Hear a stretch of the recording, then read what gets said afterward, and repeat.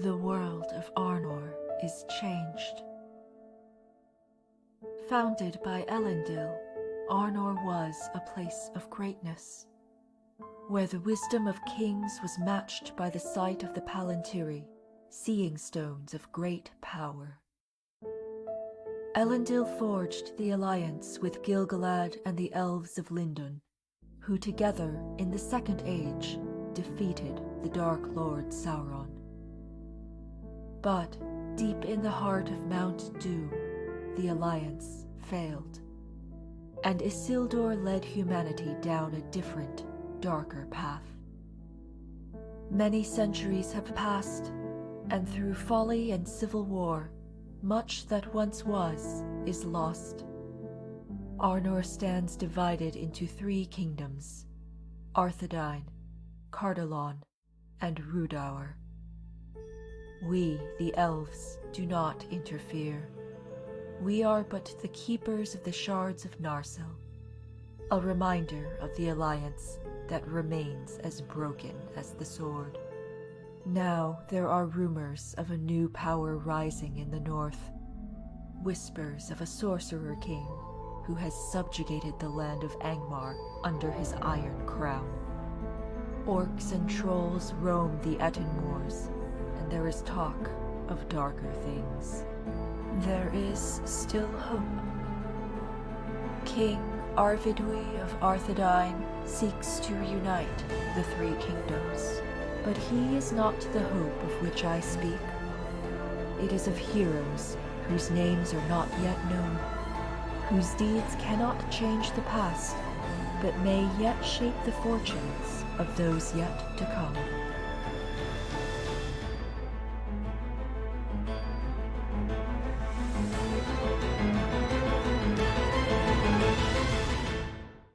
Welcome to TPK Roleplay. Thank you, Luca. I am Phzoul, and I am your lore master tonight for episode 3 of The One Ring campaign, Shadow Over Arnor. It's really especially cool tonight because it's been it's 20 years today since the theatrical release of the Fellowship of the Ring. Just for those of you who might not be familiar with the Arda, which is the name of the Middle Earth timeline, we're about 900 years before the birth of Bilbo Baggins. This is definitely a prequel, but don't worry, there's going to be plenty of locations and NPCs, and in particular villains that are going to be very familiar to you. We're using the One Ring rules published by Free League. In terms of warnings, I don't really have anything in particular. If you were comfortable with the Lord of the Rings movies or the Hobbit movies, you're going to be comfortable with this. So we're kind of sticking within those guardrails. You can participate, and maybe the cast might need you tonight, considering where we left off last week.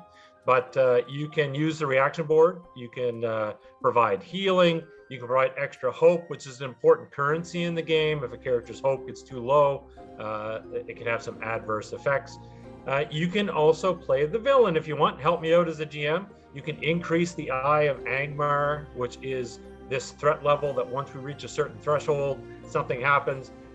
We are currently at 16 out of 20, mostly thanks to Harrison with his liberal use of magic, throwing it around left and right. But the irony of it is, this game obviously wasn't thinking about me as a GM when they created it, because I have literally thrown at the characters something far worse than they would get if the Eye of Angmar was reached. When we left off, they were facing down against 3 of the 9. So if the threat level gets reached to 20, I don't know. I guess I'll just have to start adding multipliers. Instead of 3, maybe it's 6. Or maybe there is one villain I'm kind of holding back.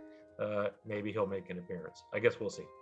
But other than that, why don't we jump into it? Might as well have go around cast, introduce yourselves, your characters, and then we will see whether or not tonight is a true TPK.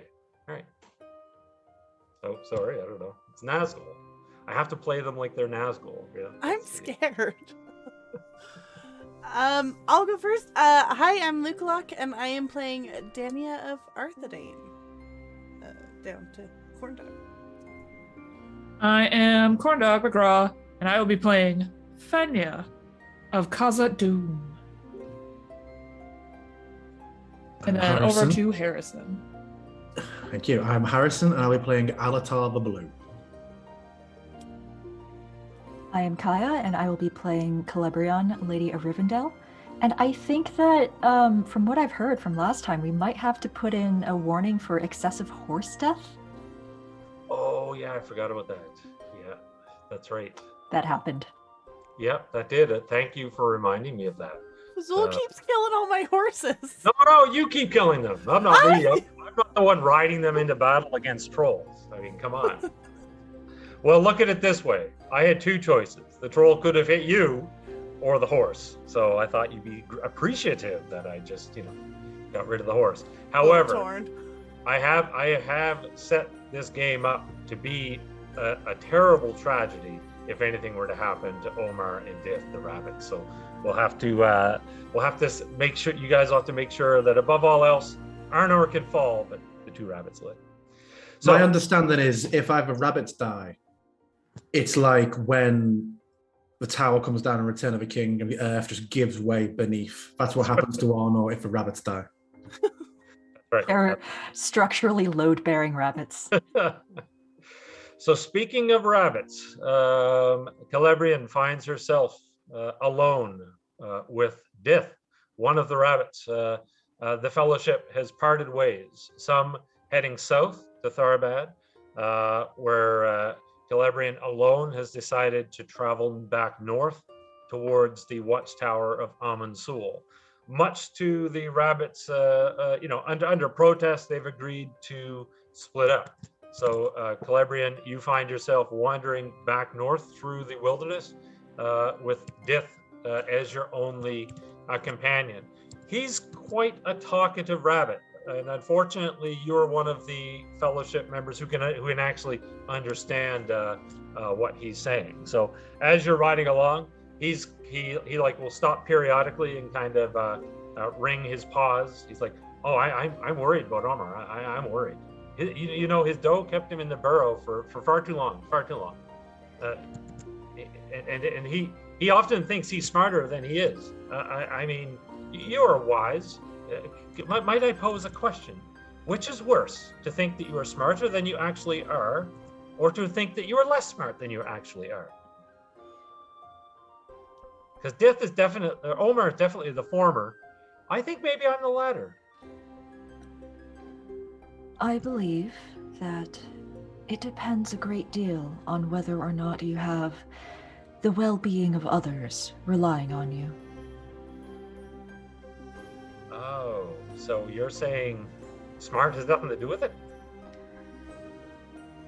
If one thinks one is more capable than one actually is,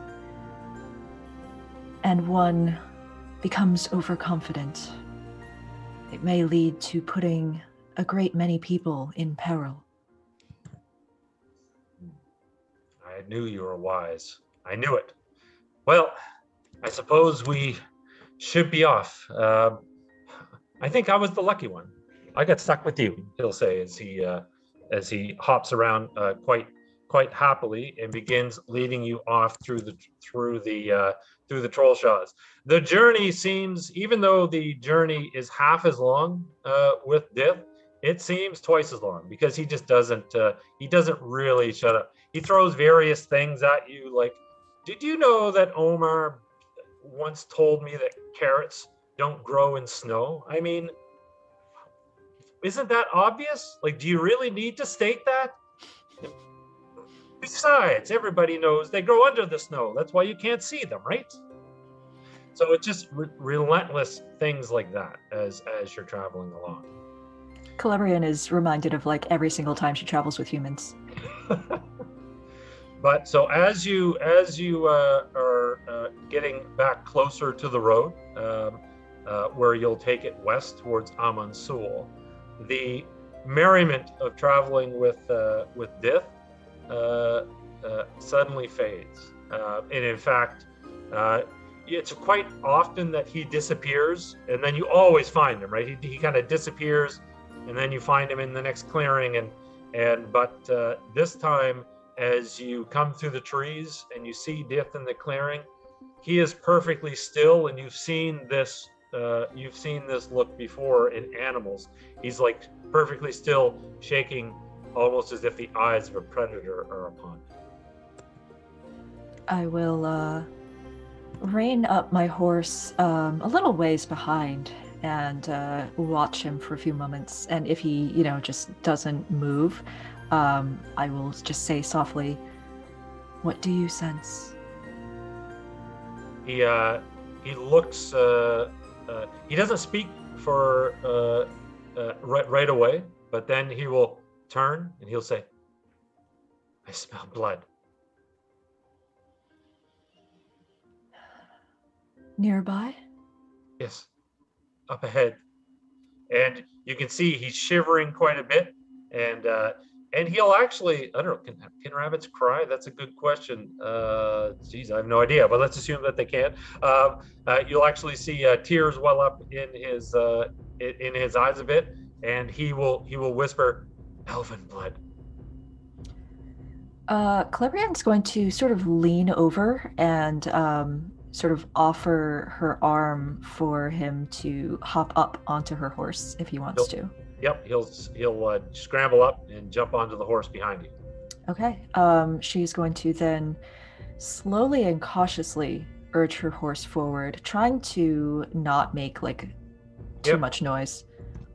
And as you pass through the kind of a small section of trees into another clearing, a horrifying sight in front of you. You actually see the body of elves. They're Rivendell elves. There's about half a dozen of them, and they're lying dead around the clearing. Not dead, butchered. You recognize them. If you recall right back to the first episode, Glorfindel mentioned that an elven party had gone missing, and that his son was with them. He couldn't go. You went in his stead because he wanted to go searching for them. You realize he went north because he thought that they were going up along the Misty Mountains towards Angmar, but they must have detected the orcs and followed them south. And here they lie dead. However, there are 6, and there should be 7. Okay. Are there signs around of, a great battle or? Yes. Yeah, you actually see the ground torn up. It won't take you long to determine that you'll find warg tracks and orc tracks. And does it look like there are tracks leading away from this place? There are. So as you walk through the bodies, something more horrifying kind of, if this scene couldn't be even more horrifying to an elf. And again, from my perspective, I imagine that, death is hard for everyone, but I imagine for elves, given the immortality, the sorrow must be like tenfold. Mm-hmm. You see that the orcs took trophies. Ears are missing. And indeed, the orcs rode north with one of the elves with them. And you realize, based on the face, I'm assuming that you would know the face of every elf in Rivendell. You realize that Lindir, which is Glorfindel's son, is not amongst the dead. He is the one that was taken. And they ride north towards Angmar. Okay. Celebrian is going to dismount, think about how to try to, arrange the bodies with a little more dignity and, just sort of stare at the scene for a while and then sort of give up. But she is going to walk to each of the bodies and, touch them briefly, just sort of commemorating the sight in her mind. And then dips her fingers in a little of the elven blood and then gets back on her horse and follows the tracks north as well as she can. Dith will be like, we're going north, not west. We're going north. I agree. We must save him. And you ride out from the clearing. Dith, he is. You're impressed by his courage. All the banter is gone. He's now determined, and he's leading you as swiftly as he can through as many secret paths as he can to try and overtake these orcs and wargs. As now, this will days will actually pass. They are moving at speed as if the whips of their masters are at their backs. But obviously, getting Lindir to Angmar is of importance to them, and it would be because he is an elf of note in Rivendell. But as you're riding north, during one of the nights, and I'm assuming that you'll have to be mindful of your horse, but I'm assuming you're only resting when necessary, yes, at minimal. Mm-hmm. But on one of the nights, as you're passing up along the Weather Hills, getting deeper into Rudour, you'll actually the night will be filled with an eerie green light coming down from the north, almost in tendrils. You can see it descending from the mountains, and you sense the restlessness of the dead. In fact, the dead walk in the light. They don't bother you. They just pass in the night, but you sense restlessness, anger, and it's clear to you that there's some dark sorcery at work. But like I said, it doesn't. They don't come near you. They simply pass to either side and fade to the south, settling into the Barrow Downs. Now, whether or not you would do anything, or whether you just kind of hold your distance, that's up to you. But they will not bother you if you do not bother them. It's as if your light keeps them at bay. Your inner light. I am not going to bother them. Okay. Dith will be a bit terrified, but you realize, this is sorcery from Angmar, and of course the rumors of the sorcerer king are foremost in your mind, as are probably your children as well. Arwen, Aladin, Elrahir. This is Glorfindel's son. You would probably do anything to save them. So I'm assuming you're going to do anything to save him. So here's where you're going to make a roll. So there is underneath there's a skill called Travel. Mm-hmm. So this will determine that by the time you overtake them, this will determine a couple of things. So you're going to make a travel roll. As I mentioned in previous sessions, and it applies here, because you have Dith, you are advantaged or you're inspired. So when you roll the 2 die 12, so instead of 1 die 12, you're going to roll 2, take the highest, then you're going to roll the number of die 6 equal to the number of pips in your travel skill under heart. And your Okay. TN is your heart TN for target number. It's asking me to do an input.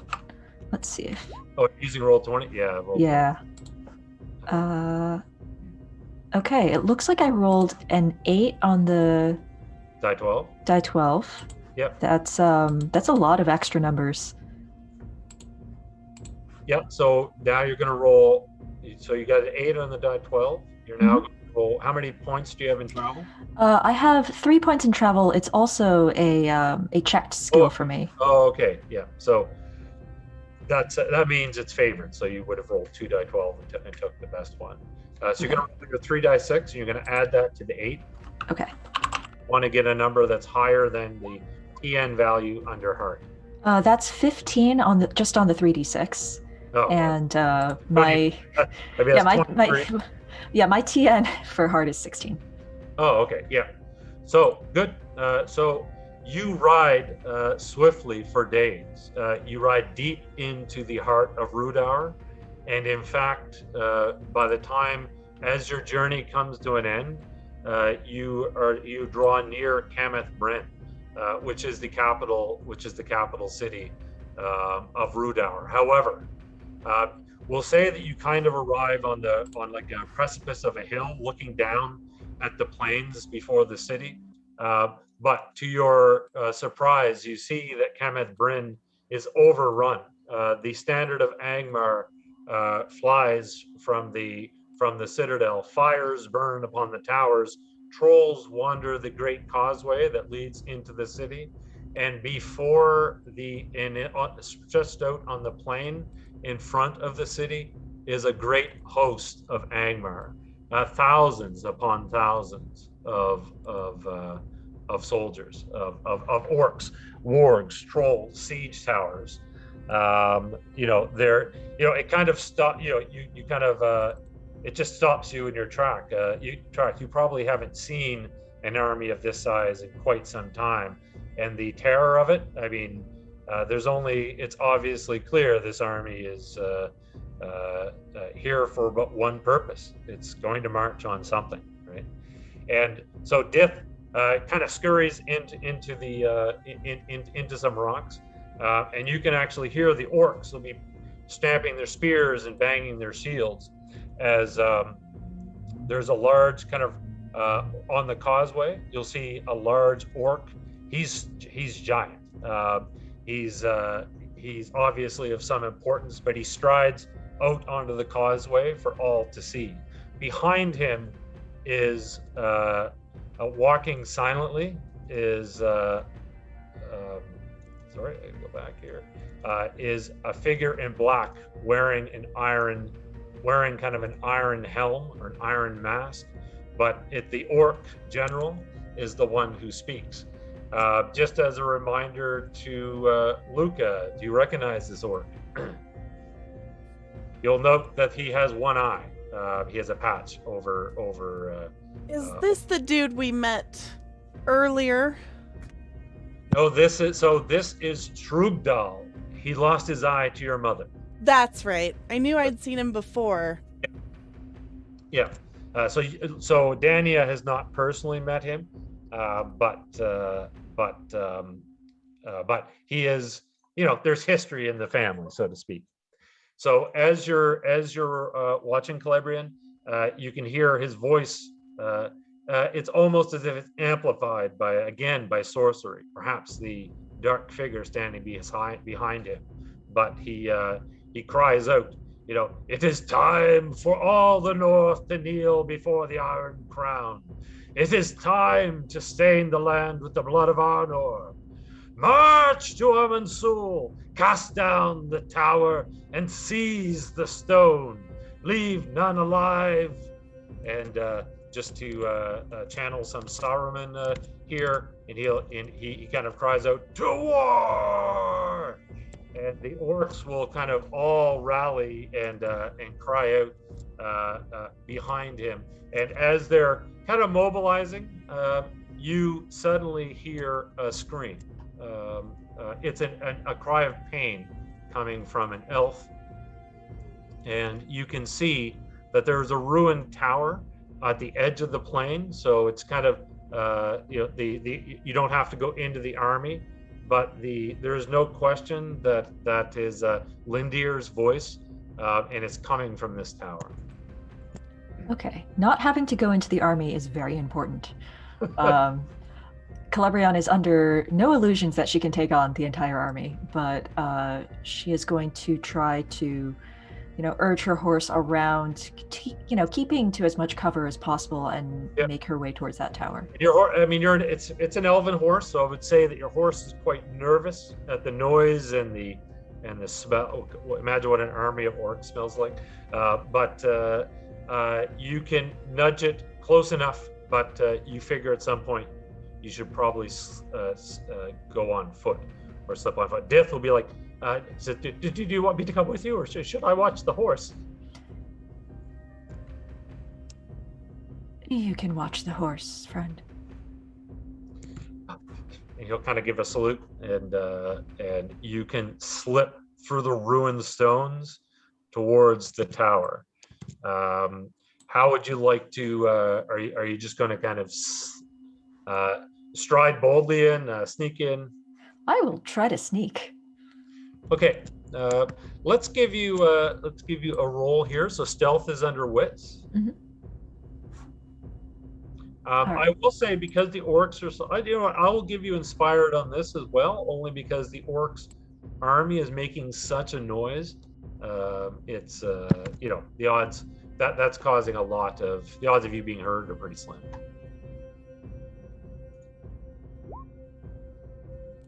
Okay, so that's a 5 on the d12, and then a total of 13 on the d6. Yep, and I assume that's over your TN for wits. Yes, it Yeah. is. Yeah, so you can slip through the stones and enter the ruined tower. You can hear a voice. It's an orc voice. It's like, my master seeks knowledge of the secret paths into Rivendell. Give them to me, and I will end your suffering. And you can hear Lindir's voice, defiant. No, Rivendell will never fall to you, orc. Our light will endure. It is the shadow that will wane. It appears Isildur was generous enough to leave me an ear. Cut it off. He cries out, what would you like to do? I would like to draw my longsword and rush up to a point where I can see what's going on. Yeah, so you can see that there's obviously so Lindir is probably in chains. He's wounded but alive. So just so you know, your travel roll, if you had failed it, he would have been mortally wounded. But he's not. He's actually more wounded and alive. You do see that one of his ears is missing, taken obviously by someone named Isildur. But there's two orcs kind of on either side of Lindir, and the leader, the head orc or the captain, is standing in front of him, questioning him. I will say their backs are to you. And you can see one of the lesser orcs is moving forward, taking out a rusty, probably dull knife. He's about to take Lindir's other ear. Okay, I will rush in and take a mighty swing at that orc that's advancing on him. Okay, so feel free, go ahead. So this first round, so the way this game works, just for chat, players always win initiative. But in this case, it's surprise. So what you get for surprise is, again, that inspired attack. So you're going to roll 2 die 12, take the highest. All right.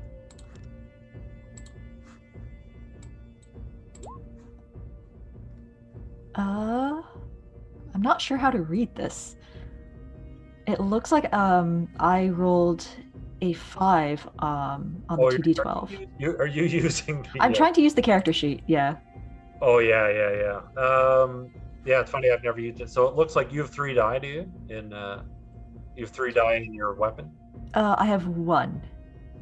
You have 1 die in your weapon? Yes. I think the 4 and the 5 are the 2d12. Oh, okay, all right. And then the 6 is what I rolled on the d6. Yep. So just so you note, because you would know this, sometimes players get defeated by mechanics. A 1 die in something is not very good. Right. So you can actually, you come forward, you can swipe with your sword. I'm assuming that's not over your TN value? That is not. So what you'll do, the orc sees you at the last minute, there's 2 goblins and an orc. One of the goblins sees you at the last minute as you come in with your sword, and he kind of, just jumps back, scatters in, away from you, knocking over maybe a brazier of fire or something like that. And you're now standing beside Lindir. The other orc retreats as well, and the captain, he kind of sneers and he goes, "Wow, what do we have here? More ears for the collection." "Celebrian, no, run," Lindir says. The shadow shall wane. It doesn't appear to be waning to me. She's mine. And he'll gesture to the 2 goblins, and he'll pull out 2 dull, rusty knives. And he goes, he's like, a Doothgut will be rewarded for your capture, elf. I'll be made a general even. And he starts kind of pacing around, and Lindir. Free me, my lady. Quick question. Is it possible to use the elven skill to achieve, when it says to achieve a magical success on a skill roll, Yeah, so to combat? Yeah. So I just want to remind you that you can. So if you recall when Galadriel in the Battle of Dol Guldur, there was that orc, and she walked up and she warned him. You can use elven magic anytime you want for a roll. You have to spend a hope to do it, but it means you don't roll. It's an automatic success. So the risk, you can just start spending hope and hitting every round. The risk, however, is that if your hope falls below your shadow, you'll become weary. And in the case of elves, the whole idea is you might actually you can actually get so weary that you become disillusioned with the world and sail into the west, right? But yeah, you can use your inner light. So he steps forward. He obviously believes that he is the superior combatant. Like, he's toying with you. That's what he believes he's doing. Mm-hmm. What would you like to do? You get to go first. I would like to spend a point of hope to swing my sword in an arc that first cuts Lindir's bonds and then continues on to hit this orc.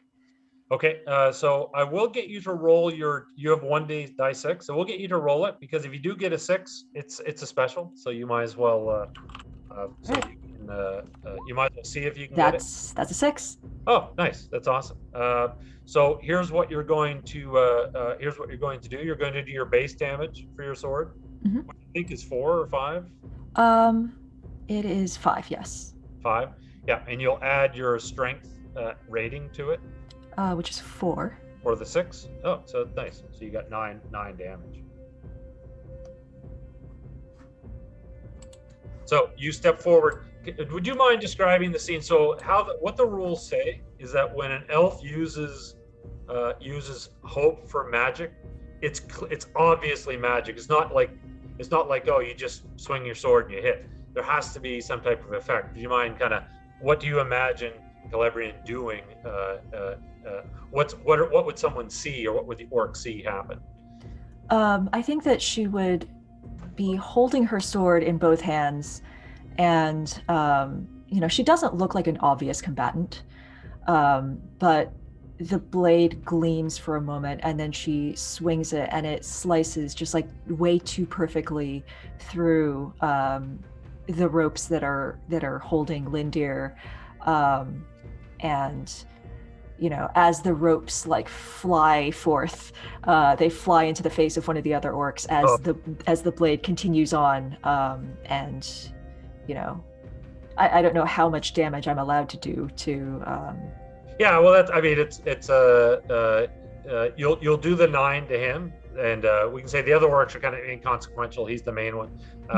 But do you actually, so you know how Galadriel physically changes? She takes on that kind of wraith-like form. Like, do you physically change when you use magic, or no?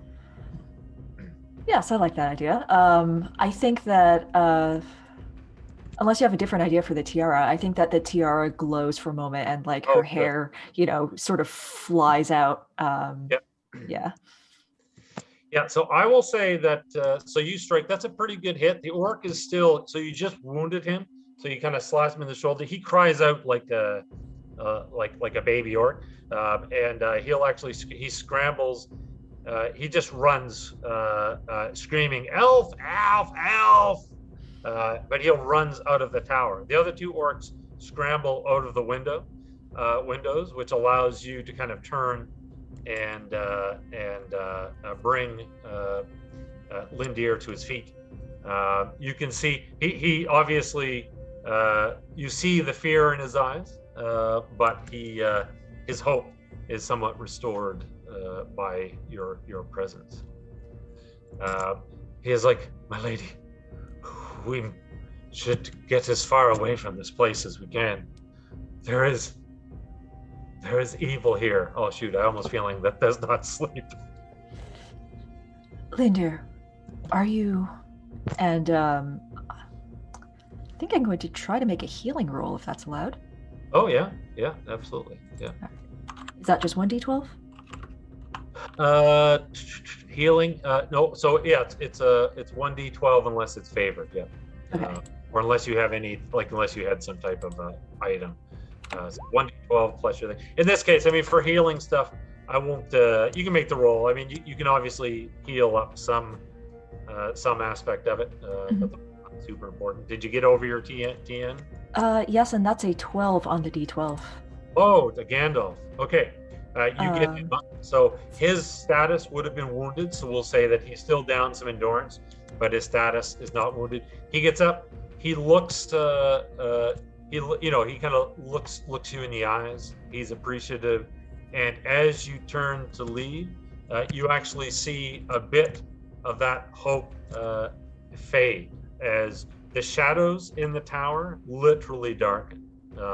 And you can hear, not from anywhere in particular, but you will hear, a light dares pierce the shadow, Celebrian of Rivendell. And you can see that you can just sense kind of the fear, like there's a presence, a fear, but you sense the shadow, like the raw power of sorcerer, the shadow kind of falling over the place. As hope fades, the power of the elves wanes. Your kind will diminish or die. Arnor and Gondor will fall to ruin. The wizards cannot stop us. And the light of your mother is distant and dim. Rivendell will mourn your passing into shadow. As you can see, stepping from the orcs are gone, but you can see stepping out. So you're kind of at the entrance of the tower, but stepping out of the tower behind you is a wraith-like form. The armor and weapons are wraith-like, but you have no doubt in your mind what this is. And in fact, Lindir, he almost falls to his knees.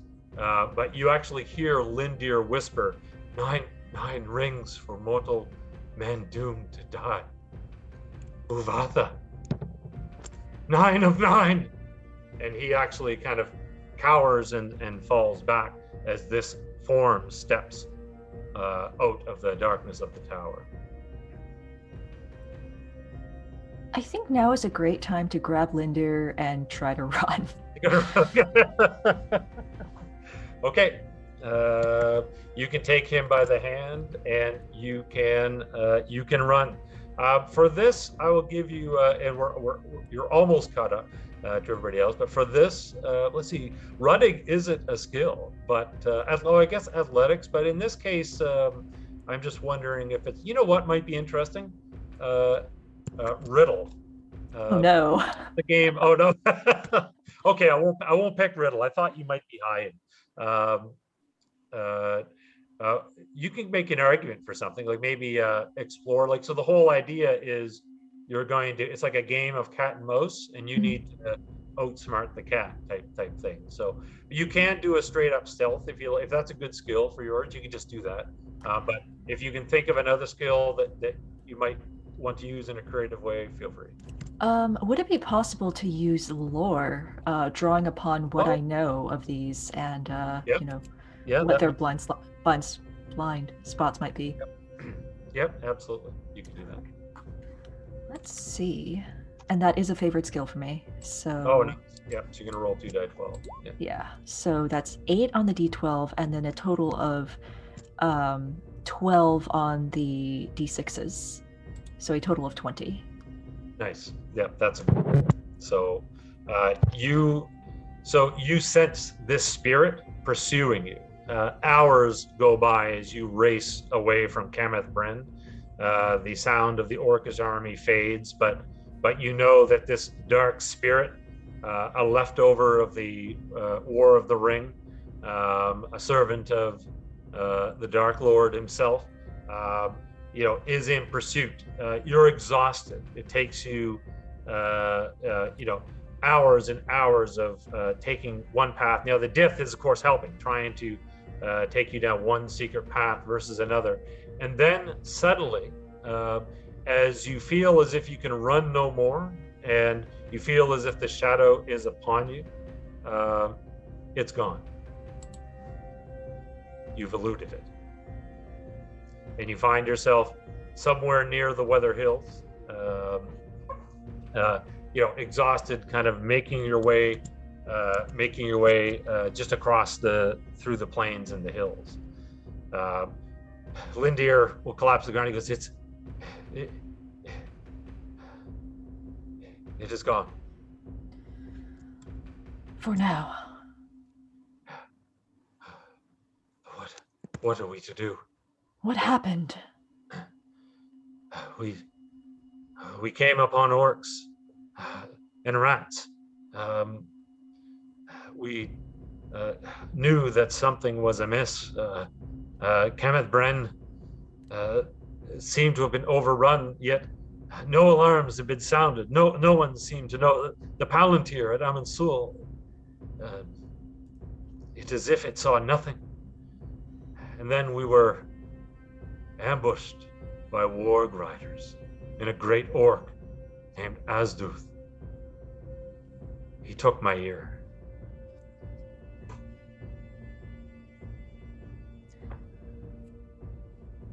We should proceed to Amansul. Not to Rivendell, he says hopefully. Amansul must be warned. And you can see the weariness, but he nods, and perhaps we could rest. Yes, we can rest. And you fall into a sleep that is haunted by shadow. And just like the chase the previous night, when your dreams are about to be all consumed by shadow, suddenly there is a brilliant light that pushes the shadow aside, and you are awoken to someone touching your shoulder, and you can actually see that it is Glorfindel at your side. He is not low. He is like, my lady Celebrian, an unexpected surprise. Glorfindel. He goes,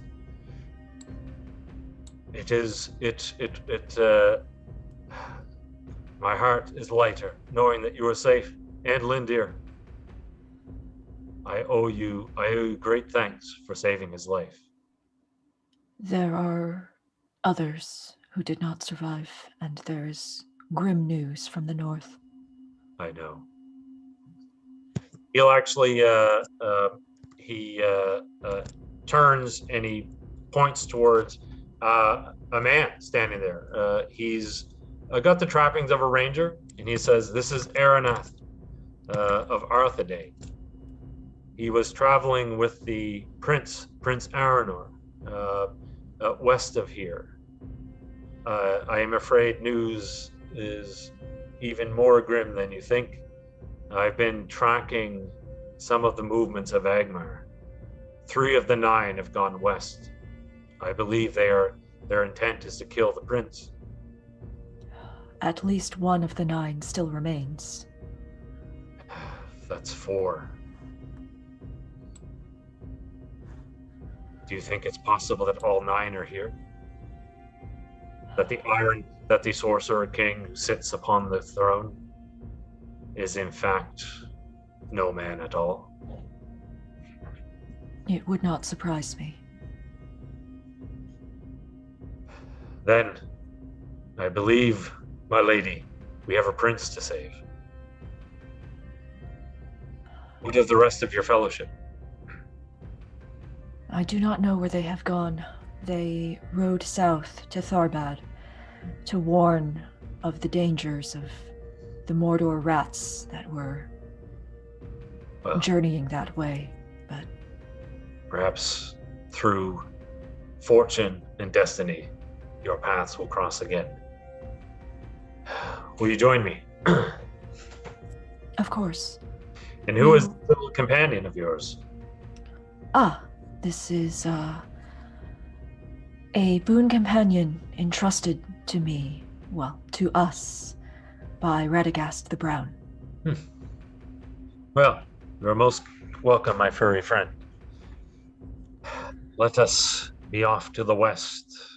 Will we send no messenger back to Rivendell? Or to Amansul? He goes, I will return to...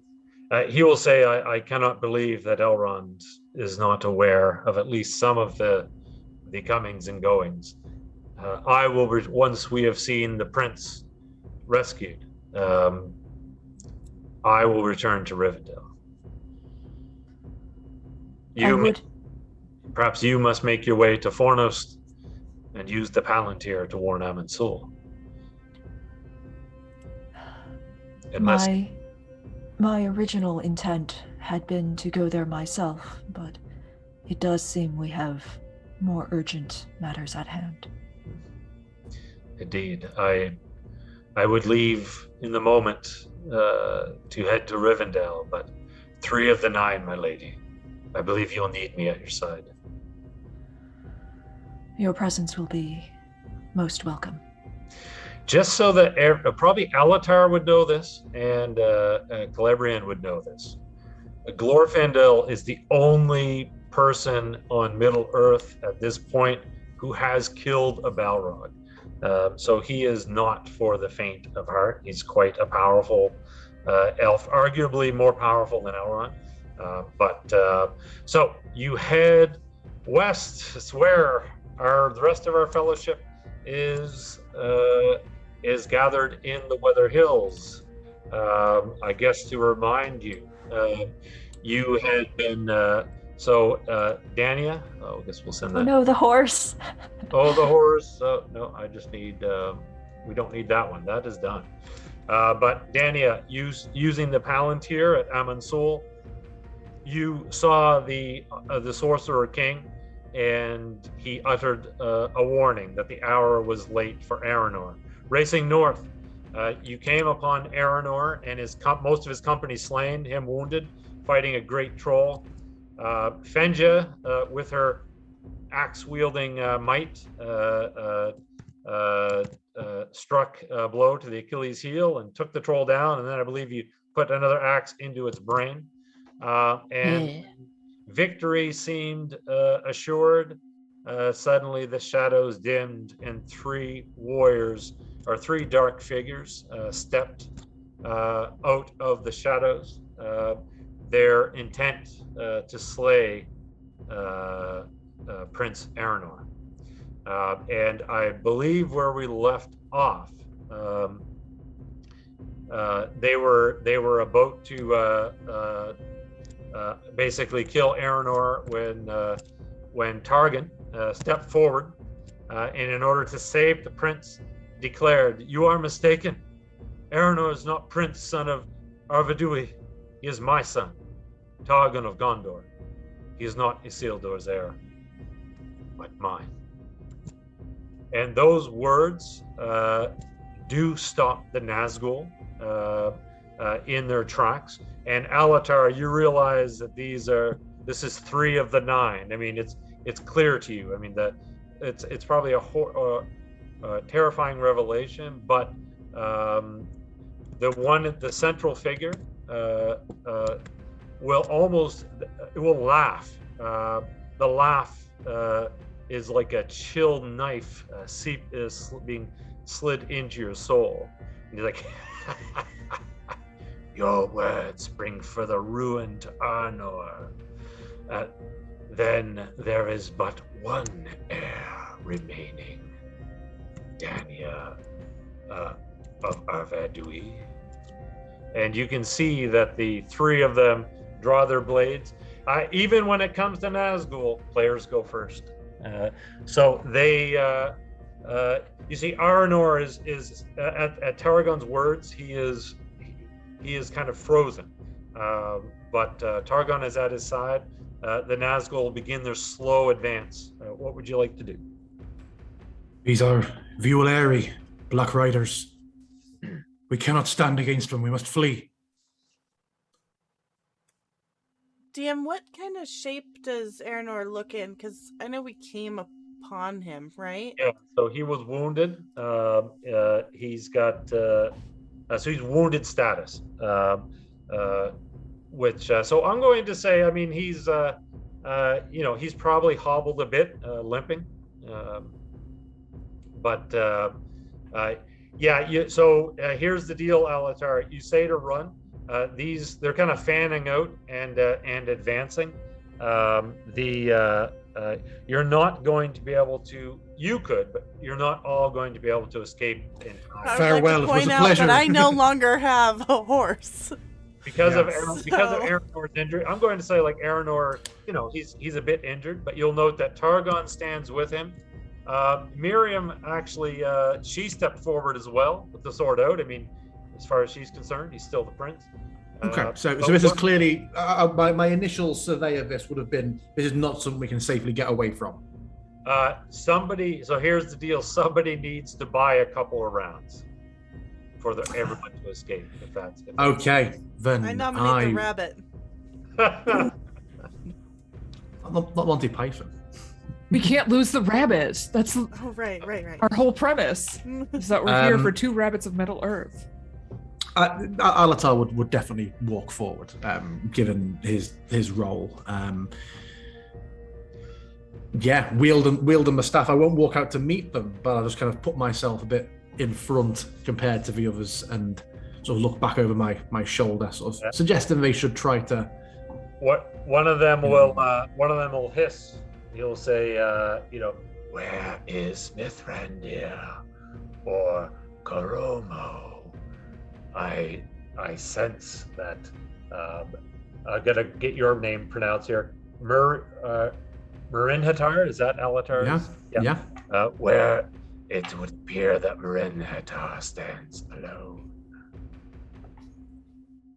And you'll see the Nazgul has obviously, all 3 of them have shifted their focus onto the wizard as they're approaching, like 1 directly, 2 from either side.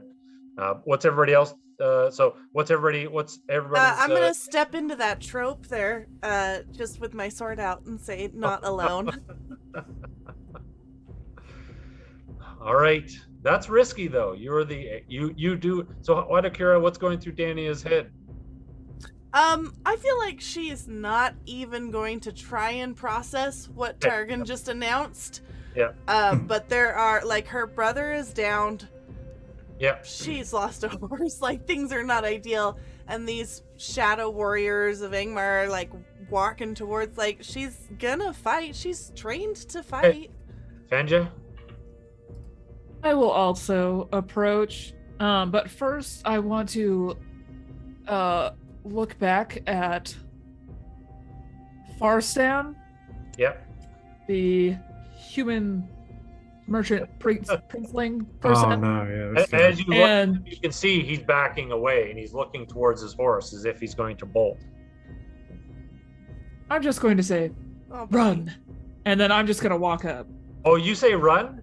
Yeah, it could distract them if one person just runs off, and I'm not mad if he gets picked off. Wait, all right. He I mean, he was so he was looking towards you for words of encouragement. So he would stand his ground, draw his sword. But would you say run? He's like, yes, and he'll run. He dives on his horse, and he is doing his best to get the hell out of there. Also, it's one less person we have to look after in this fight because his last sword broke. Remember all the gems fell out of it and stuff? Like, it was just Hot Mess Express. But as Fenja approaches, she will put her hand on the hilt of a sword that has not seen the light of day yet. Interesting. And as the dark riders, they move like the wind. Their swords, they poise and they strike. Now you all have initiative. So in terms of combat, you can go first. I will remind you. So Alatar, I understand. Whenever you use magic, you're adding to the eye awareness. But could it really get any worse than this? Well, this was the logic I was going with. I can't imagine at this point that Sauron sat there reading the morning paper, not knowing about sending his lieutenants against us. So, yes, I was intending to go quite big. I was going to go with, I can't remember if it's superior or powerful, but I'm going to go with a 3 hope spell. Okay. And I am effectively going to, as they get close enough, wave my stave across the front of them and try and do effectively a wall of fire jumping out of the ring. Not sort of cutting the way off in front of them. I want to spring it up with them in its midst. Oh, okay. All right. I see what you mean. Yeah. So you want to catch them kind of in the middle of a ring of fire that kind of closes in around. Oh no!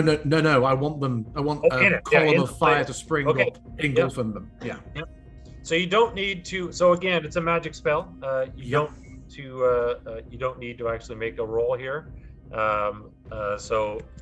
You bring out the one. The fire just kind of. It's almost like the ground cracks form in the ground, almost like fissures, and flame leaps up from the earth itself, and the hideous screams of the Nazgul as their robes catch fire, and they will flee in flames in different directions, momentarily preventing their attack as they attempt to. It doesn't actually. At the end of the day, it causes them pain. It doesn't. It won't kill them. So in this moment.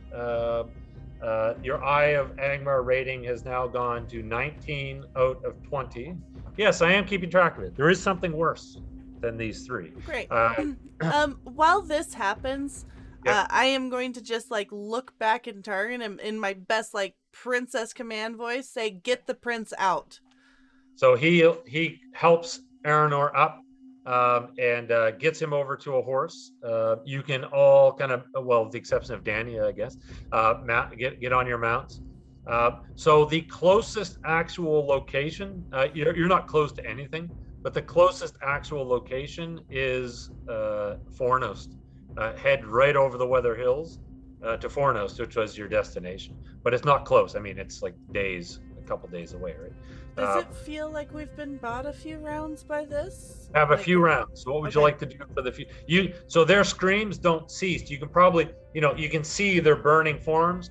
They burn until they shed the cloaks, but you can hear their screams, their cries, echoing off the valleys around you. Celebrian, you hear this as well. You, Glorfindel, and Alatar, you hear this in the distance, the cries of Nazgul. Can we tell that they are Nazgul being on fire screams and not right. It's pain. It's pain screams. Yeah. Okay.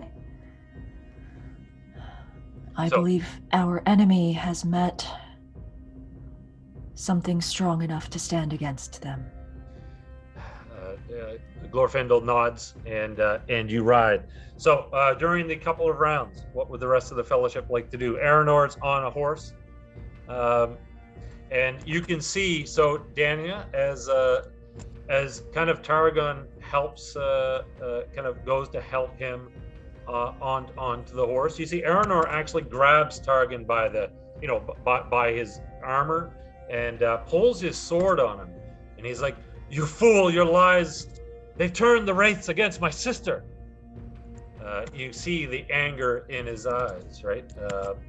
On that, and Aranor, and you can see Targon looks at him and he's like, "They were not lies, my son. I'm sorry, but I am your father." You see Aranor's hand is shaking, and they're consuming precious minutes as Alatar, as the screams of pain stop. Can I switch from princess voice to sister voice? That's right. Yeah. And I will use it now. Aranor! He looks towards you. He's like, "On your horse. Let's flee." And I'm gonna look at Miriam and kind of nod to her. She knows what to do. Yep. So up onto the horse. He doesn't have a horse either, so she jumps up onto. She gets onto hers, and they ride. So all of a sudden, Aranor is gone. You can see Targon goes. Farstan, he left. He's like a round or two ahead. And you can see with their robes gone, they are but specters now, but they're holding real swords. You can see that they've regathered and are returning. You can see, but not together. Kind of, they're coming separately, putting distance so that hopefully any spell won't hit all three of them. And they'll go, clever trick, wizard. But fire will not save you. As they are returning. Is everybody, so Fenja, Dania, is everybody just trying to escape? Yeah, I'm hoping Targon is getting Aranor on his horse, and Yep, Miriam so is going for her horse, which I am following. Yep, they're gone. So they ride off. You're going to Okay. ride off after them. And I assume, Alatar, you're going to be the last to leave? Correct. All right. You're going, unless Fenja stays as well, but that's up to Fenja. Fenja would stay with Alatar until like the last possible moment, and then There's going to be another round. So as the others escaped, the wraiths do not give pursuit. They figure that they can track down the princess at their leisure once the wizard is no more. So your horses are kind of rearing up, overcome with fear as the three wraiths close in again. Being characters, I guess you get to go first. This game system doesn't like GMs very much. I want to use my Nazgul. That's fine. I support it. I will, in a firm, low voice to the horses that are panicked. Calmly, my friends, calmly. We may still get through this. Heed me now. And if any Nazgul comes close enough, they're going to be getting a staving. Okay, so go ahead, give me a roll as they come in. Celebrian, you will go. So you, Glorfindel, and Alatar, you can kind of crest a hill. See, sorry, not Alatar, the ranger. You can see Alatar surrounded by 3 of the 9. So you can act, but despite the rules, you'll act at the end of the round. A 21 with no special dice involved. That's a nice hit. Did you get any 6s? 1-6. Yep. So don't forget, just a reminder to everybody, when you get a 6, you can add your strength rating to the damage. Okay, yeah. So my staff was, 5 damage. So then with my extra 5, so 10 damage. 10 damage. Nice. There are a couple. I should note there are a couple of other extra features you can do with the 6. One is a knockback, for example, but I find the damage is probably the most useful. But I'll say, so your staff, I picture it very similar to Saruman fighting them.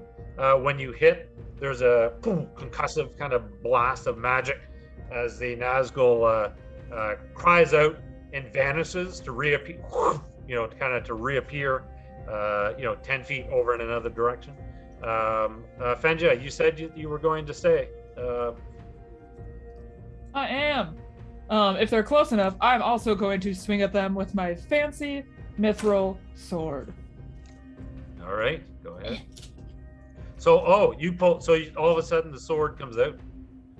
Yeah, I didn't want Farstan to see it. That's the real reason I sent it away.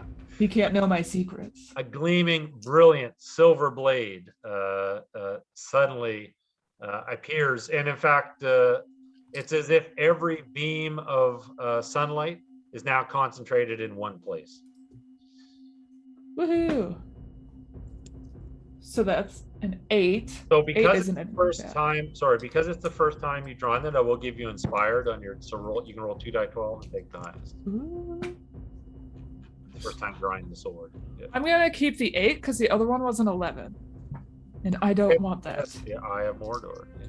Don't want it. Don't need it. No. And then that adds up to 15 total to hit. So that's probably higher than your TN value on your sheet. So. Oh yes. And did you get any 6s? I did not. Okay. So I don't believe I gave you damage for the Mithril Blade. The Mithril Blade does a couple of things. One is armor is treated as 0 against it. It can basically cut through anything. And it happens to be something which causes pain to Nazgul, so good choice. So the blade, you strike with it, and it's almost like it's almost like it's stuck in one spot, shimmering in and out of existence, screaming as long as the blade is inside its wraith-like body, and it tears itself, kind of blinks away, tears itself free, and it just lets out this spine-chilling scream of pain as it focuses its anger all on you. The one remaining Nazgul gets to act, despite the Mithril Blade. It's going for the wizard. So it will step forward and strike. Let's see if I can get myself a Mordor here, or Eye of Sauron. Can I make a request, DM, as you make this roll? Yep. I personally find it very, very troubling. At no point so far have you done the Nazgul scream. We I know how to do it. fantastic. Thank you. You do it. Excellent. You do it for me. All right. I'm See my going to give myself inspired because I did that. No, I'm just joking. Well, that was my dog in the background. Did you To hear be fair, I think you did say you did something happened last week where I think I misrolled something, and you said that you owed yourself an advantage. Oh, you're right. So messed me up, dear. Here we go. Okay. Oh my God. But a good thing I got a van. I rolled a Gandalf, which is bad for Nazgul.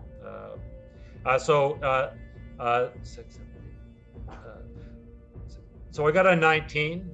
Is that higher than your parry attribute? Parry is underneath. It is just higher than my parry. Yes. Okay. So that would be a hit. So you're going to take 6 damage to your endurance. Okay. Nazgul, they have a high enough power rating. It's funny. I don't think characters have I don't think they ever have multiple attacks in this, but villains do. So it's going to strike again, not advantage this time. Although that did save me from a miss. Does the 17 hit you? With this system, does meeting the parry hit or miss? Oh, that's a good question. I think I have to meet it. Yep. So that would be a hit. It does, yeah. Yeah, it hits. So, okay, you're going to take another 6. I can take it. As it basically whirls around, you're parrying, but he's slashing out with the kind of the crude iron blade. These are not Morgul blades, so don't worry, it doesn't disintegrate upon impacting you. As Fenja, you watch, and Celebrian, you watch as he's just circling and slowly breaking down the wizard's power. Just as a reminder, endurance is not like being wounded. Essentially, it's just tiring you out. Unfortunately, I just looked, and would you believe Nazgul have 3 attacks around? Would you believe that? Doesn't matter. You can't see my notes. You don't know what's there. Ah, jeez. Despite my recite 3 attacks, I don't think this is going to hit. No, I got 13. Rolled really, really bad. He catches this one on the stave and just keeps on going with it and just pushes it back at himself. So essentially, and the other 2 have kind of shaken off their effects and are returning. But Celebrian, you and Glorfindel, you get to act first since you're a character. Question. Yeah. Would I know in character that we are at 19 out of 20 shadow? What I would say is that a wizard and an elf, I would say that you sense the growing presence or the growing shadow, right? I would say the same thing that I would say to Alatar, however. Can I really throw anything worse at you? You probably can. No doubt. There's only 3 of the 9 here. I think we're gonna hit 20, and just Denethor's gonna turn up eating his tomatoes. No! Anything but that. You'll get sprayed with tomato juice. All right. I think that I will pull out my bow and use a point of hope Okay. to fire an obviously elven magical arrow, just blazing through the air, basically right into the path of the 2 that are sort of wheeling back around towards Alatar. Okay. All right. So you can fire off the arrow if you want. You can roll your d6 just to see if you get any 6s. But otherwise, it is a hit because it's magic. That's just a 2. So the arrow actually, when you fire it, the arrow, you know how Galadriel has, there's almost like a ghostly, her look is kind of ghostly. Well, picture the arrow pulling a Galadriel. So it becomes wreathed in kind of greenish ghost-like fire as it flies from your bow, and it strikes one of the Nazgul true. And it, the same as the Mithril sword, except the arrow gets stuck inside it. So it's literally shimmering, blinking in and out of existence, trying to pull the arrow out, but it's just consumed with pain. So one of the Nazgul is in essence immobilized as it's trying to get this cursed thing out of its wraith-like form. And Glorfindel, he comes down out of the hills like a river of silver. So he's surrounded by like a silver light that shines. It actually, the Nazgul will cry out as his light falls upon them. You can see he's got the kind of dual scimitars, and they're like liquid silver. They move faster than you can see as he descends upon one and drives it back. So on the next round, so we'll have one Nazgul who is completely kind of untouched. That's the one near you, Alatar. The one with the bow, it's just gonna blink out of existence in retreat. The one against Glorfindel, he has dispelled it as well. So the one remaining looks at you, wizard, raises its blade, and now the killing blow. But you get to go first because you're here. I will strike with my staff again, aiming if I get a 6 to knock it back. Okay. So. Are you sure you don't want to use the spell? Well, I feel like you do. Oh, in fact, we've just hit 20. We have. We have. We have hit the So, 20. so does it immediately reset back down, but you're doing something, or does it keep? That's right. No, it doesn't keep going. It resets. Yep. Then I would like to use. Well, I mean, the moment is the moment. I've taken some damage.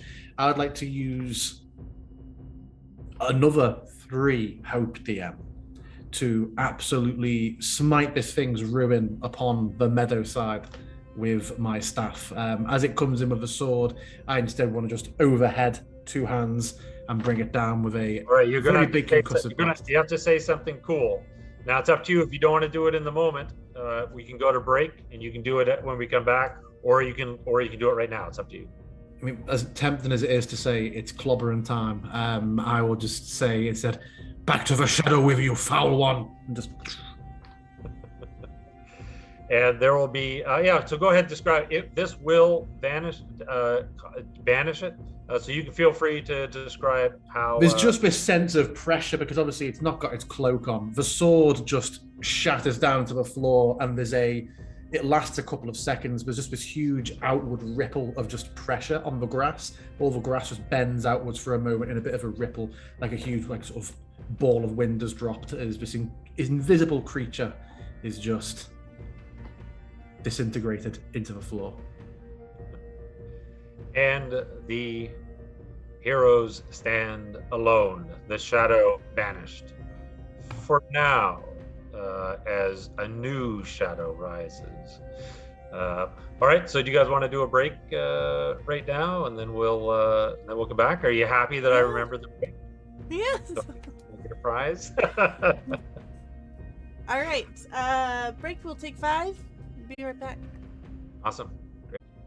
We're back. Welcome back to TPK, Shadow Over Arnor. So the cries of the Nazgul fade into the hills as they flee to the north, back to the throne of the Iron Crown, leaving you all. You can all essentially, some of you ran off, but you'll kind of regroup at some point. You're all reunited, and with a few extras. Glorfindel and Dania. You recognize Aranath, the ranger who gave you the dagger. So everyone's just kind of, the moment the kind of the tension is past, you're just kind of all gathered together. How many days ride are we from home? I'm going to say you are closer to Fornost. Well, we'll check on the map. Hopefully my memory is correct here. Oh, the map is way up here. So you are in the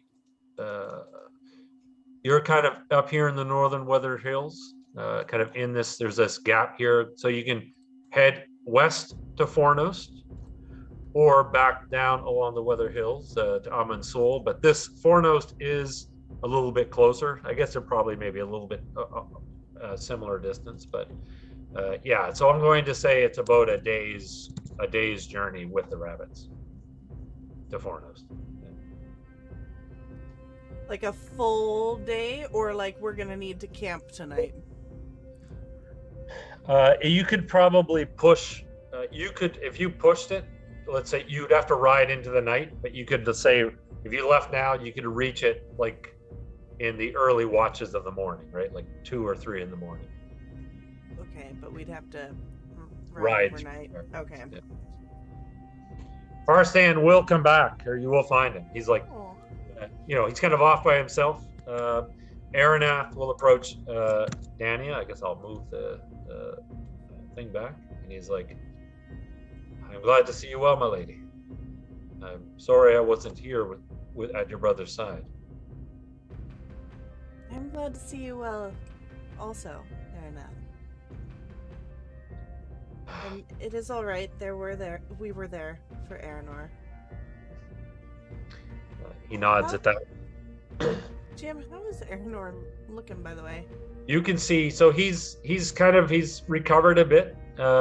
You can see Miriam is over there talking to them. You can tell your brother, he's brooding.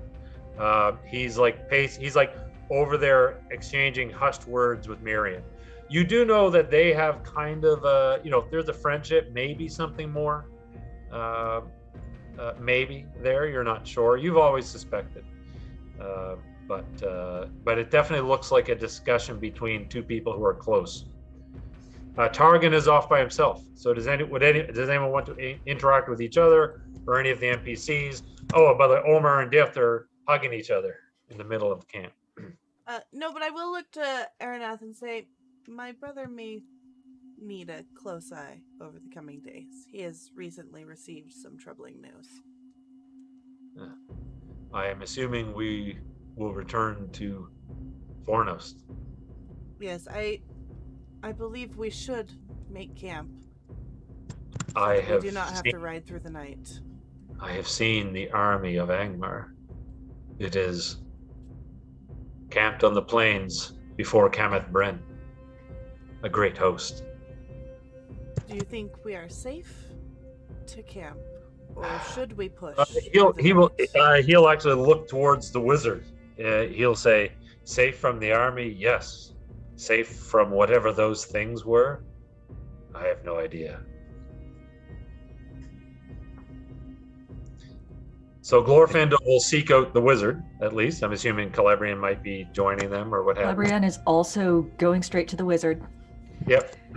It is good to see you safe. And you, my lady? There is at least one more of the 9 there at Cameth Bryn. That makes 4. And we have yet to see this Iron Crown. I suspect that the Iron Crown is being worn by the chief of the Dark Lord's servants. The leader of the 9. I agree. The army is vast. It marches south to Amansul. They want the stone. Rivendell, he'll turn back towards you. He will go. Rivendell will be cut off. I'm afraid I would accompany you, my lady, to wherever you are going, but Elrond must be warned. I must return while I still can.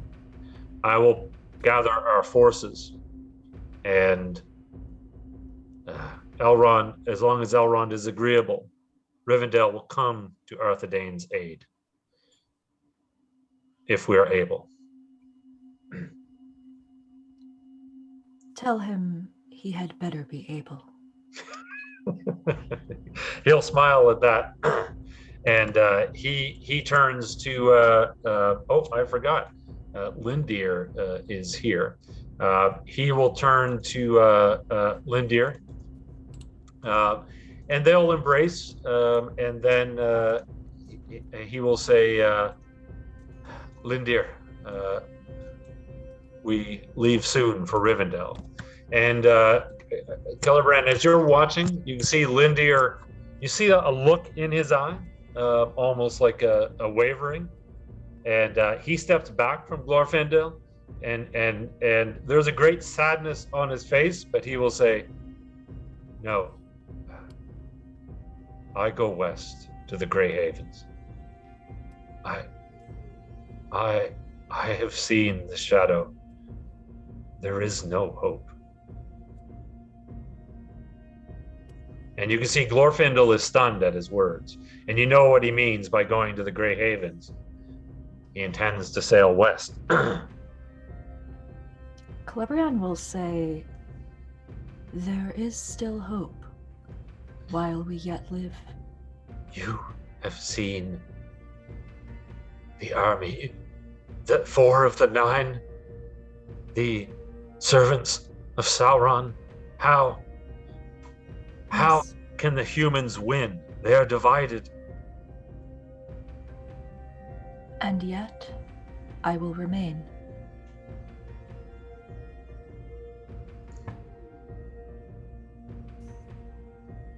As will I, says Glorfindel. Even though the undying Valinor calls to us all, we cannot abandon the alliance, even though it is broken. You do what you must, my son, but I ask, if you travel west, wait for me at the Grey Havens. I will come to you, and we'll speak more on this. So everyone else can note that the elves are exchanging, seem to be in a serious discussion as well. In Elvish. In Elvish, yeah. What's Fenja doing in all of this? Hurriedly cleaning her sword of any dark spookiness after piercing a wraith. And then just trying to shake off what I just saw. Trying to summon courage. But part of me is very, very anxious. All right, your eyes, you keep watching the surrounding hills. And at some point, so does anyone want to have any other discussions with each other? Dania will come over to Fenja and just... I see that, in fact, you do have some mithril on you. Don't let Farston see that. I don't intend to. Are you feeling all right? No. That was terrifying. I would agree, says Farston. Sword is sheathed before he stands next to me again. back. He goes, "Oh, I thought the troll was bad enough. I mean, I did land at least one blow in it. I'm certain, if memory serves. But perhaps it was the fatal one. Perhaps it wasn't. I don't remember. But it definitely wasn't the fatal one. That was my axe going into his head." He goes, "Oh yes, of course, Master Dwarf. Of course. Yes, the bards will include you in the tales as well. I am sure." Include me? I am the tale. He goes, yes, of course. I was speaking more of the bards of Cardalon, not of Khazad-dûm. But what shall we do now? He looks probably towards you, Dania. He's like, I guess I should continue to see you safely to your father's hall. Yes, I would appreciate your aid in Of course. continuing on. Of course. I seem to have broken my sword upon the troll's hide. I shall You fought attempt bravely. to find another, and he'll go about and he goes about and he goes over. So there are, the dead rangers. I'm assuming you would have, seen to them or what have you. He goes over to pick one up, and Aranath steps forward and he goes, "That's a warrior's sword." And he says, "You will not touch it." And Faristan is like, takes a step back, and Aranath will see to it that his brothers are buried with their blades. Targan, he's standing on his own. You can see, so those of you can see, he is holding the head of a spear in his hand, and he's just kind of looking at it, lost in thought.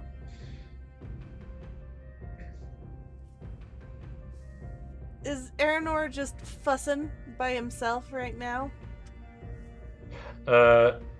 You can see he looks as if this talking has ceased. He's staring at Targan, and then he looks over at you. I will look at him and just kind of glance at Miriam, and then walk up to Targan. He looks up from the spear. He goes, "I'm sorry. It is a truth that never should have been spoken. But I needed to save my son." I understand. I hold nothing against you. She is a fierce warrior and a wonderful woman.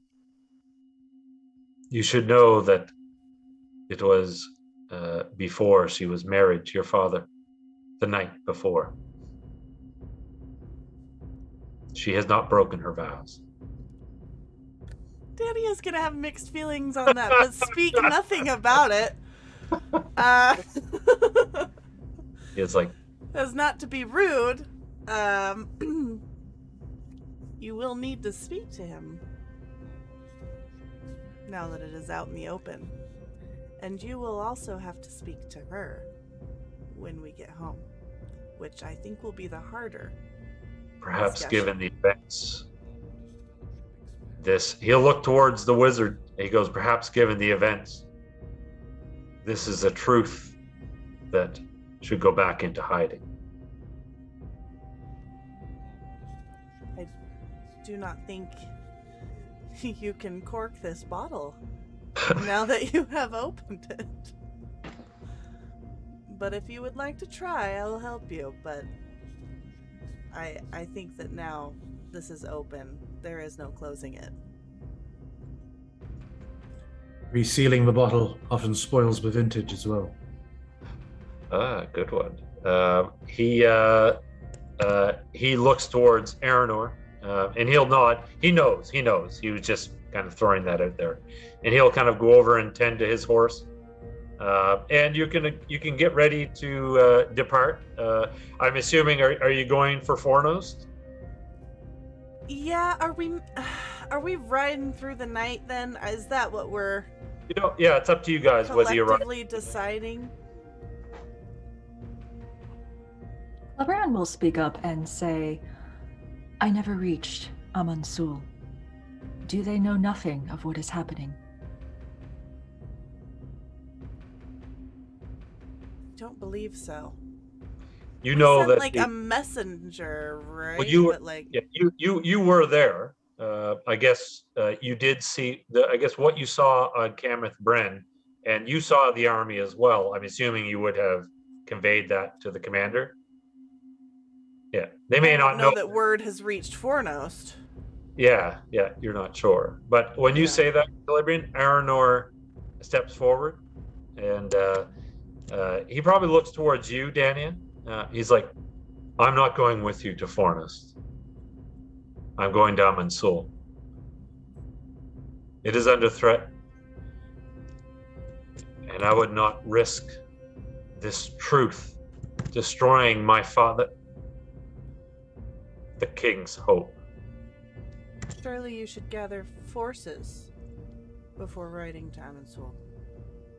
You can tell the king to send reinforcements, but I will assume captain of the watch.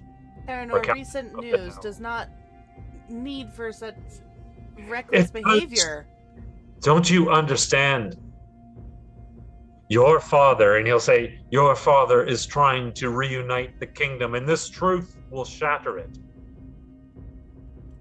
More than any army of Angmar.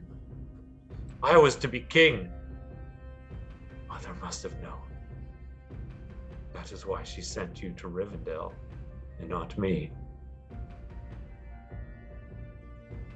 They have been preparing you your whole life to become king. I think you are seeing shadows where there are none.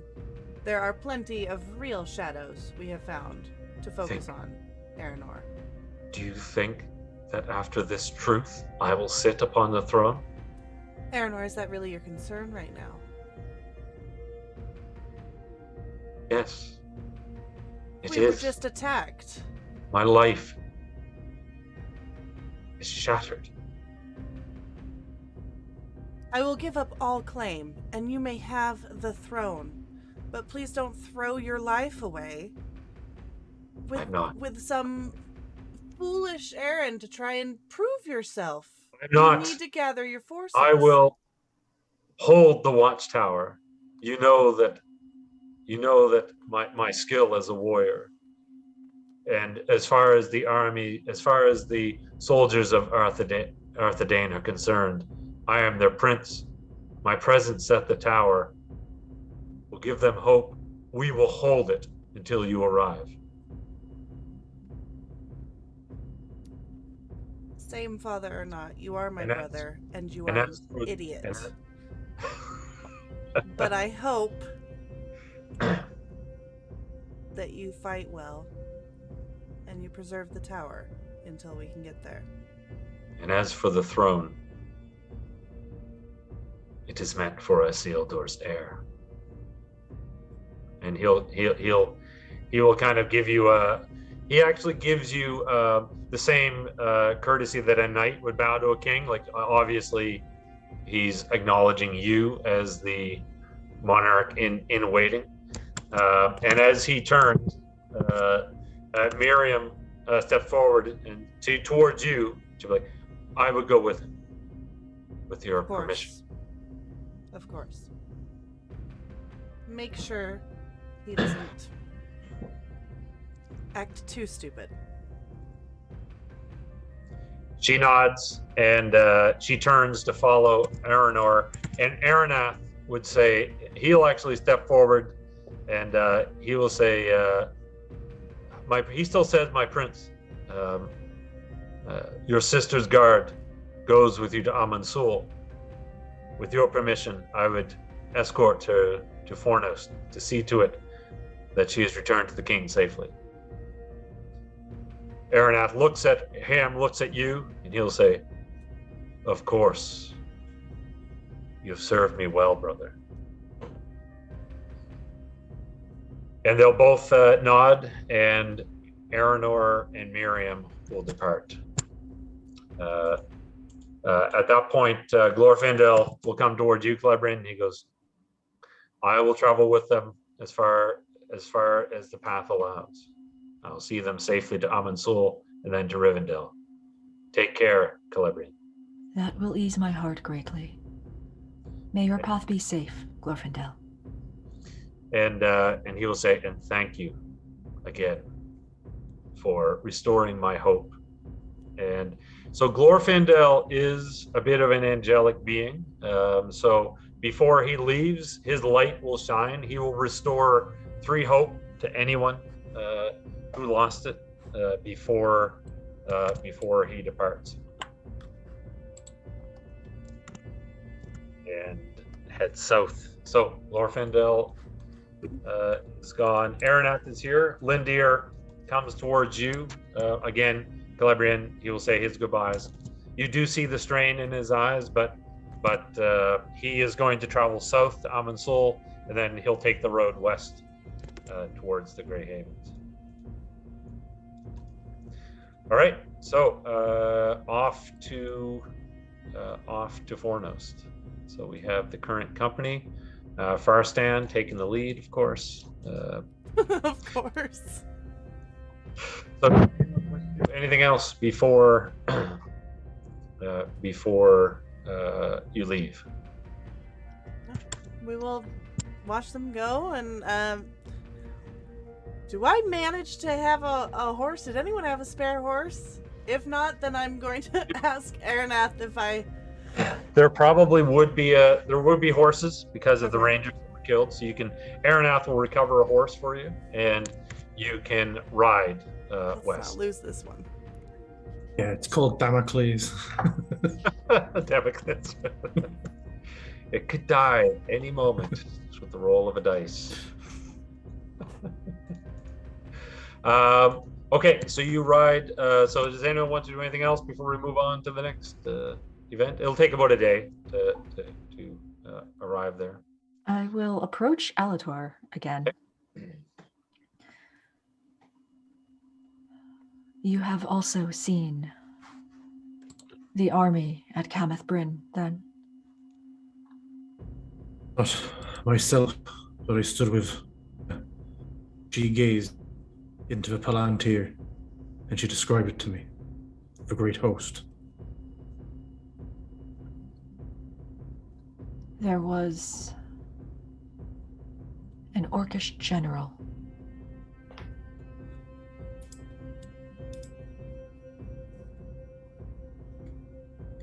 He troubled you in particular? No. But he stood before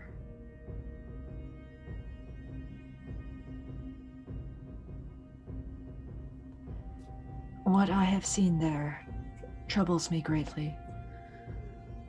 I do not know if going to Fornost will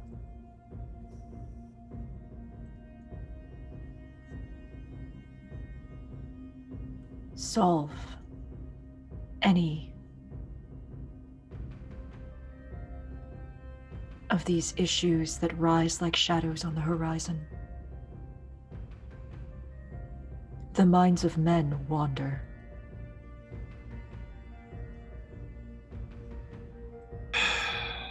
The minds of all wander. Elf and dwarf. What would you counsel instead, then, my lady?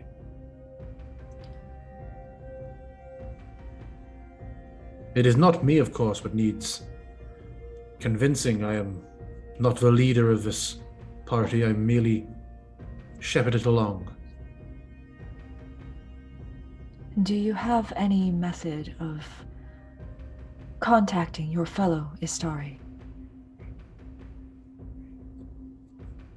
I don't think I do, DM, do I? Unless I got a Do what moth or something. Is grab a moth or something Yeah. and send it off, right? Yep. Yeah. It is possible. What do you have in mind?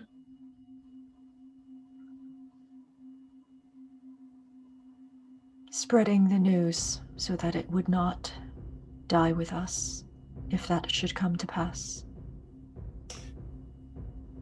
DM, you know the timeline much better than me. Would there be Would there be a Palantir at Orthanc by this point? Would Saruman have one? Believe there. Well, you know what? It's our world. Let's say that there is. So you can get once you get to Fornost, you can use one of the Palantir there to contact Saruman. That's probably faster than a moth or something. Instead of relying on the wings of a bird. Yeah. So you can not only use the Palantir to contact Orthanc. There's one in Minas Tirith, so you can contact Gondor. There's three that are in Arnor, so one in Fornost, Numinous, and I think there might be two in Fornost. But Weathertop, Amonsul. Yeah. Were we to return to Amonsul, I could use it to alert Kuramo, and he could inform the rest of my order. There's a Palantir in Fornost too, so there's one in Amonsul, one in Fornost, and another one further west in Numinous. Actually, now I think about it, I think there's one in Fornost too, and one in Numinous. Yeah. So wherever our journey takes us, I can pretty much alert the White Council and the kingdoms of men. They should be warned.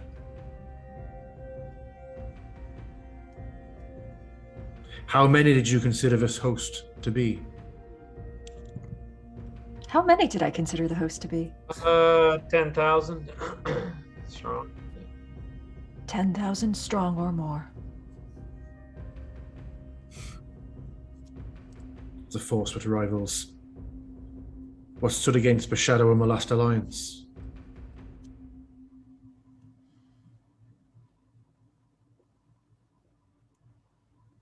No single nation will be able to withstand this.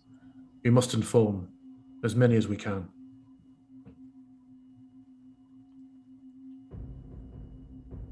Shall we go then? Indeed. To whoever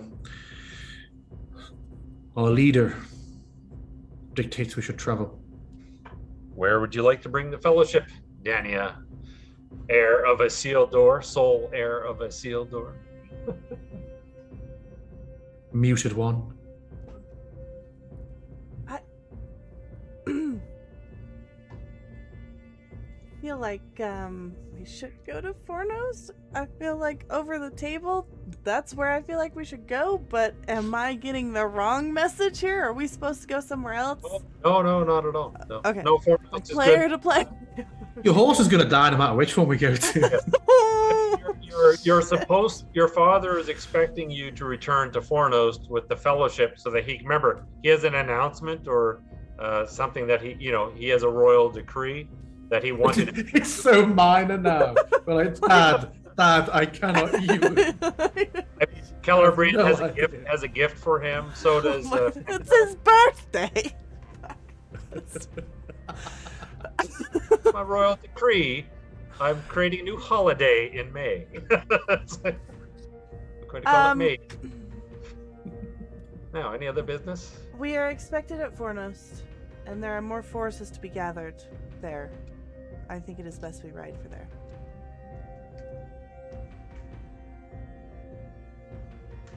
Very well. By your command. Okay. So you ride for Fornost. The idea of camping won't be an option. It's not too long. Maybe you get halfway there, like half a day, when you hear the howls of wargs on the hills as they are in pursuit. It seems kind of anticlimactic that I'm sending wargs at you from the hunt, but that's what's coming. So you race. Somebody can pick somebody to make a travel roll, please, or you can use lore. I mean, again, can you keep ahead of the wargs as they try and chase you down?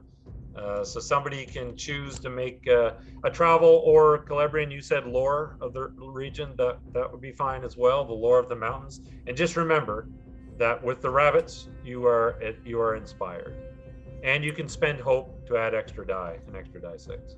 If we're looking at what we've got, I have by default inspired lore 3, but only travel 2. I have inspired travel 3. Oh, nice. That's good. Yeah. Very nice.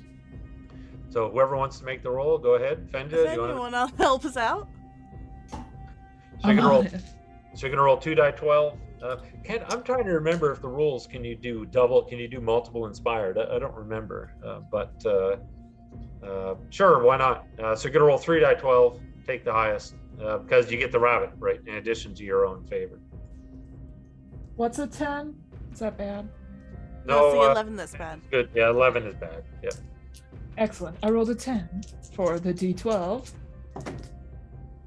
And then I rolled 3 6s. Oh my God, that's insane. I am exceptional. So that adds up to a total of 30? Or no, 28? Math. You're chasing the wargs at one point. They don't know what's going on. 1 minute there, 1 minute you're behind them.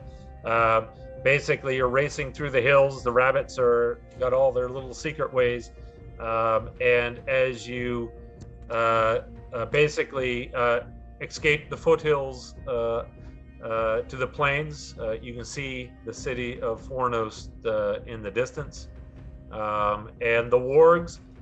They're on your heels, so at this point, they're going to be too late. You're going to reach the city before they can catch you, but they're still riding behind you. And one of them, they'll cry out in rage at their quarry escaping. And Celebrian, you can see that there's one of the orcs in the lead. He cries, he cries out a challenge. So, flee, elf, flee! I will have your ear another day. And he holds up like a necklace of elf ears around his neck. And you know that this is Azdug, the elf slayer. Can I shoot him from here?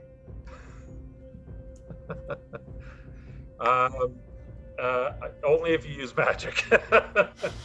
I'll help with that. If I see that she wants to take a shot, I will just sort of lean over and do what I did last time and Yeah, I'm give her gonna take a shot at knowing him. wink, give her a slight sort of "oh you" sort of eyebrow. All right, describe to me the scene. So you bring up the bow.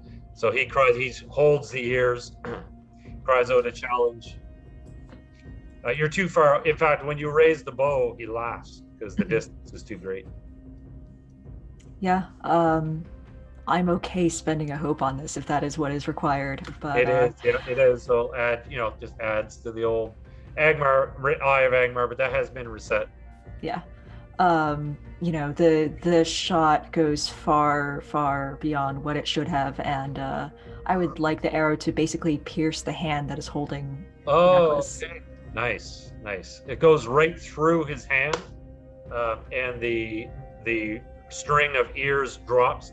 He cries out in rage, and despite the fact that you're at the gates of Fornost, that there are archers on the tower, I mean, he has a host of wargs with him.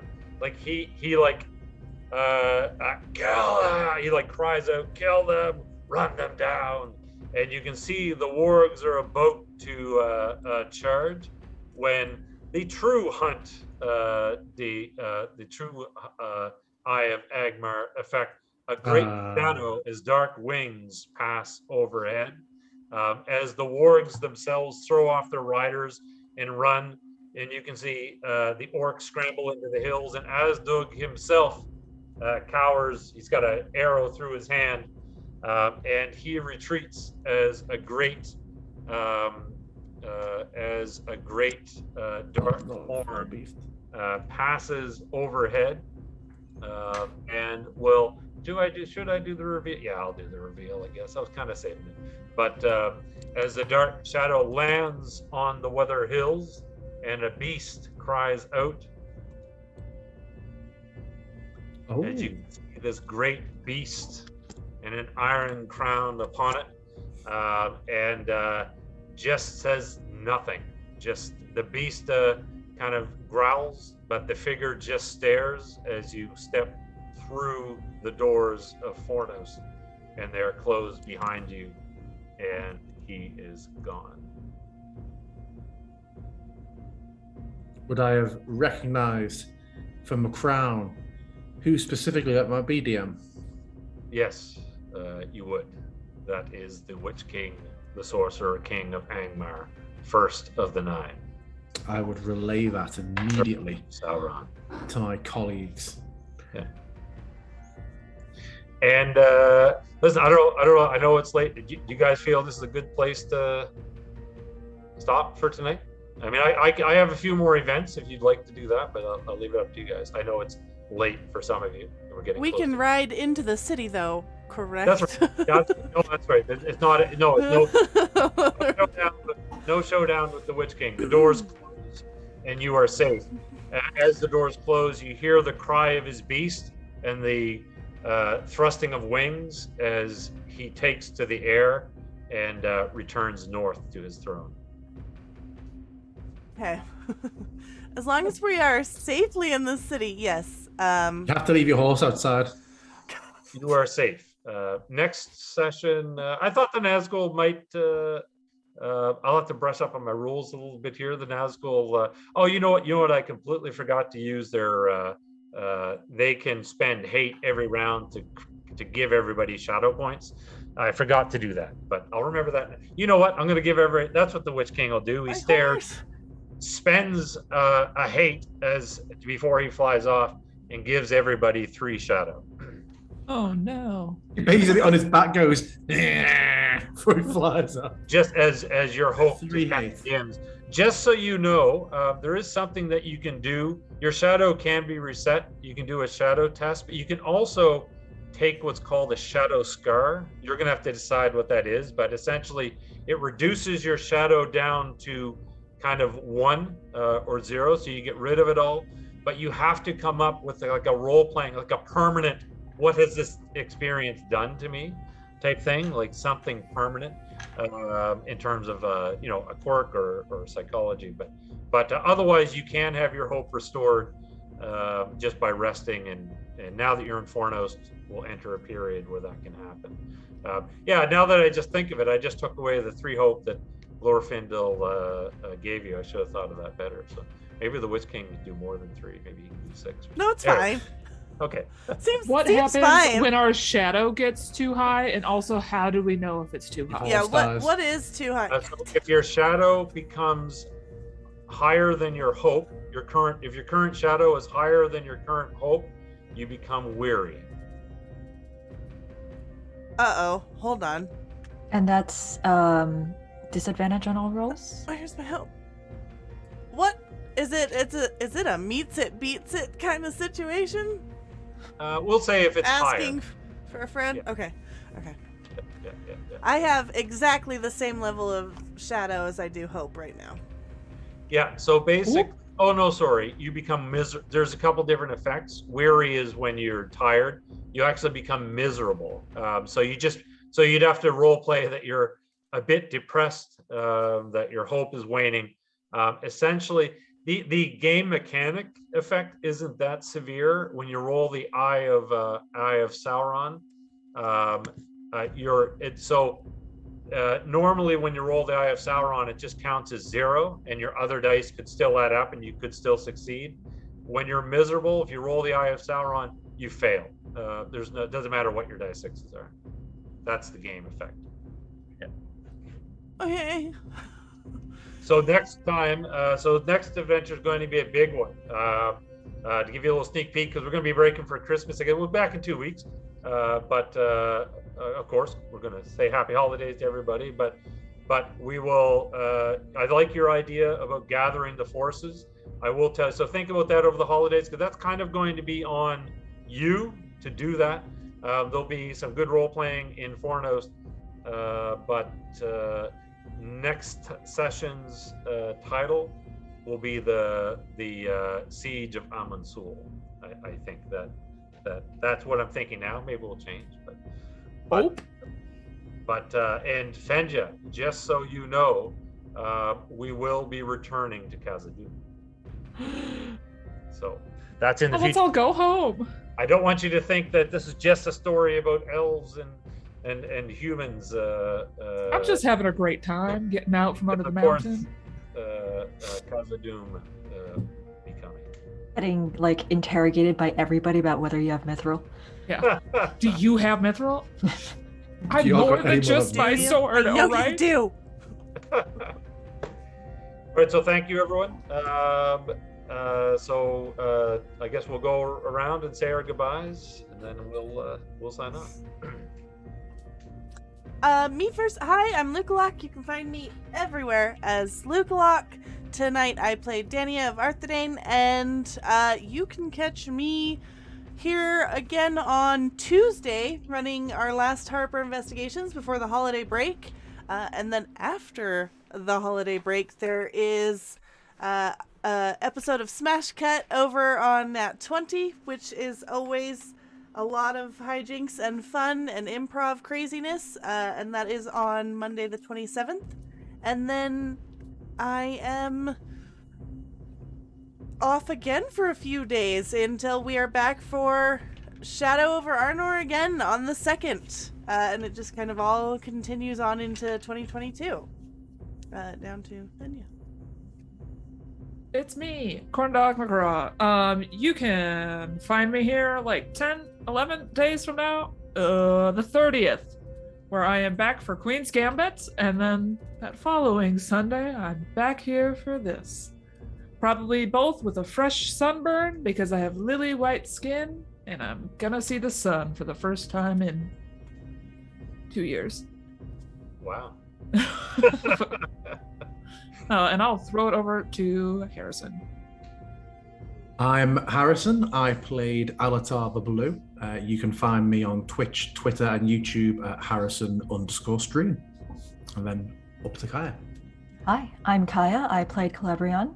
I'm going to be back here tomorrow night in Stargate Phoenix. And aside from that, I am also working on a micro RPG called Her Odyssey. It will be about following the adventures of a lone wanderer and seeing what she has gotten up to. It is a solo journaling RPG. If you want to learn more about that, or if you want to, I don't know, read my tweets for some reason, people seem to like to do that.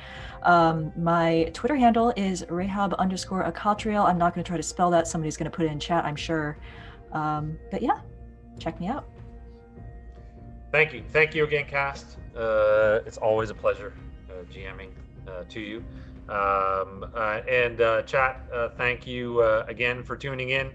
And I wish you everyone a happy holidays. Stay safe. As of course our old friend Mr. Coronavirus still just likes to hang around. Damn it.